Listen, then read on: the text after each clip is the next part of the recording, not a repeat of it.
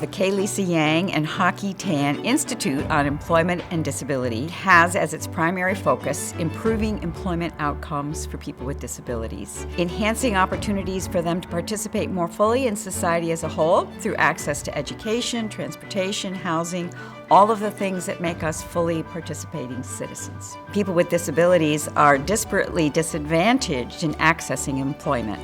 Approximately half of the individuals with disabilities in the United States are in the workforce compared to their non-disabled peers. So we have lots of work to do in this area. SSI youth face a unique set of challenges as they transition from high school to adulthood. Those challenges range from successful high school completion with whatever path is most appropriate for them to finding regular, steady, good-paying jobs.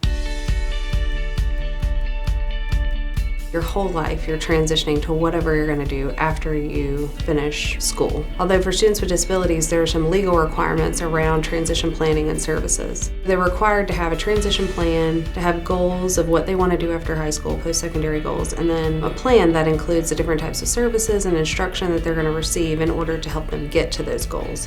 A lot of the focus is on teaching them to be the one in charge of their life and in charge of their plan and really speaking up for what it is they want. Our Autism at Work initiative is a drill down on workplace disability inclusion, and we have a number of initiatives related to that.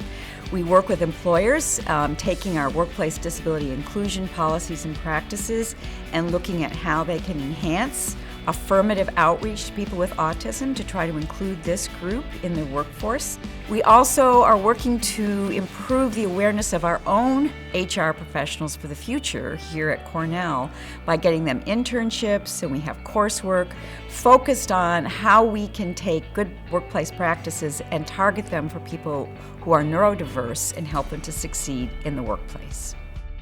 Employment service providers, whether they're disability-focused, school-based, or even state system-based, serve as a critical bridge to employment for people with disabilities. They really link the supply and demand side of employment.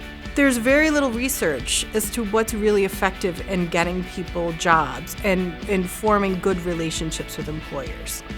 So the Diversity Partners Project was a project that we wrote to help uncover some of those strategies. It's a 5-year grant funded by the National Institute for Disability, Independent Living, and Rehabilitation Research to really do the research around what works, what doesn't work, what's going well, what's not going well.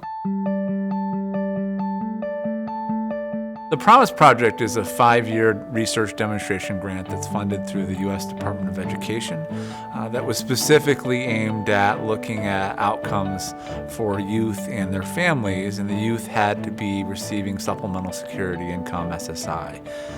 And the idea was to look at a family systems approach to providing services, to not just look at the student's needs, but to look at the family's needs, and to deliver specific services to the family and the student as they went through the project process to ultimately lead to employment outcomes for the youth at the end of the grant period, but also beyond that.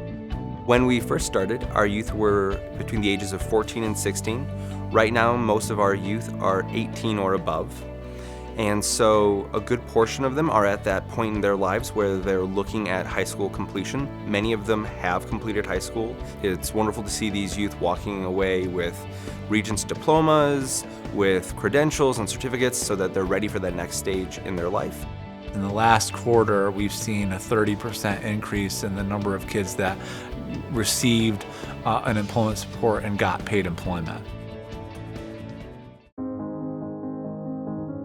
Disability is the great equalizer. It does not differentiate between country, between county, between gender, race, ethnicity, or the other kinds of differences that separate us. There is a job for everyone, and it's about finding that right job, that right fit, and that can take a lot of work. It takes work to find work. I think universities and programs like ours have a role to play in trying to educate the workplace and the students and managers of the future about the importance of disability inclusion.